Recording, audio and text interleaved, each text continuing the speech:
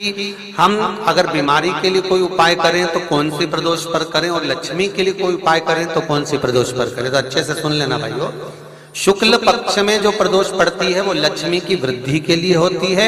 कृष्ण पक्ष में जो प्रदोष पड़ती है वो रोग और बीमारी को मिटाने की होती है। तो जितने उपाय आपको प्रदोष के बताए जाते हैं उस हिसाब से आप करो कि शुक्ल पक्ष की प्रदोष है तो लक्ष्मी का कोई उपाय करना है तो हमें शुक्ल पक्ष की प्रदोष पे करना है। अगर हमें बीमारी से निपटने का कोई इलाज करना है या कोई उपाय करना है तो उसको कृष्ण पक्ष की प्रदोष पर करना है। अब शुक्ल पक्ष की प्रदोष, उसकी प्रदोष का दिन था, बैठा हुआ था।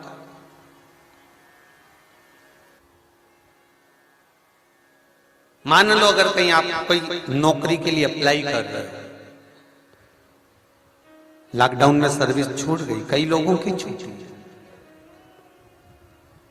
कंपनियां कई बंद भी हो गई, कई कंपनियों से निकाल भी दिया गया, कहीं पत्नी परेशान हो रही है, कहीं पति परेशान हो रहा है, आप कहीं अप्लाई कर रहे हो तो जैसा माता उमा ने प्रदोष काल में, प्रदोष के समय पर, प्रदोष काल के अंतर्गत बेलपत्री का स्मरण किया है, वो बेलपत्र का स्मरण अगर संसार का मनुष्य कर लेता है तो महाराज ब्रह्मवृत्ता पुराण कहती है कि उस जीव का ऐसा कोई कार्य नहीं जो सफल नहीं होता।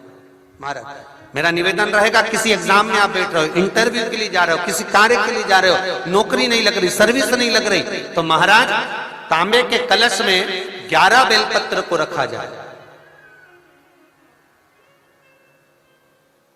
और तांबे के कलश में 11 बेलपत्र रखकर उसमें 11 सफेद पुष्प को डाला जाए।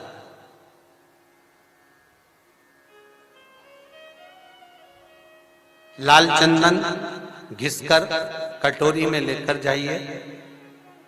प्रदोष के दिन, शुक्ल पक्ष का जो प्रदोष पड़ जाए उसके दिन शंकर के शिवलिंग पर लाल चंदन लपेटने से पहले शंकर की जो जलाधार,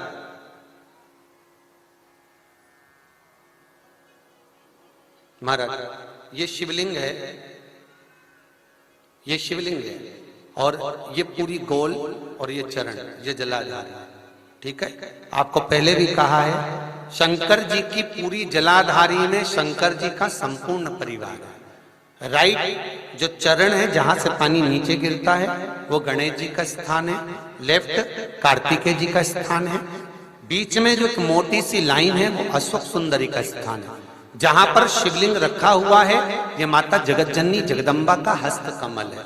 शंकर भगवान को मां अपने हस्त कमल पर रखी हुई है।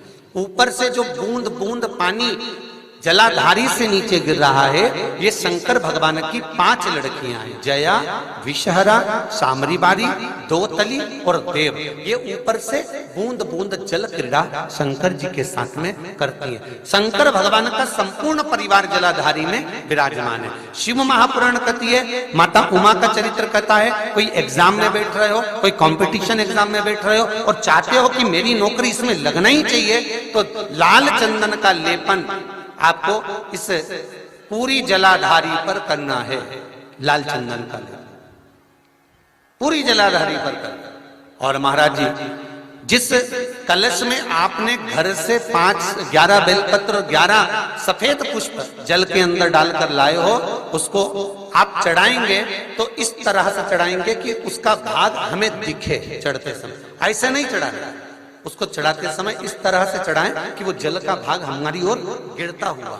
महाराज जब आप वो समर्पित कर दें बेलपत्र पुष्प आदि सभी चीजें, उस चंदन का एक थोड़ा सा भाग पूरी जलाधारी पर हाथ फेर कर अपने दरवाजे पर आते आते उसका स्पर्श कर दें। जिस दरवाजे से आप एग्जाम देने के लिए जाओगे, जिस घर से आप जाओगे अपने घर के किसी भी दरवाजे पर उसका हाथ लगा दें या कोई स्थान को छू लें। जिसको आप दरवाजे को खोलकर दरवाजे को स्पर्श कर कर या दीवार को छूकर या अलमारी को छूकर जिसको भी छूकर आप जाओगे उसका स्पर्श कर लेना।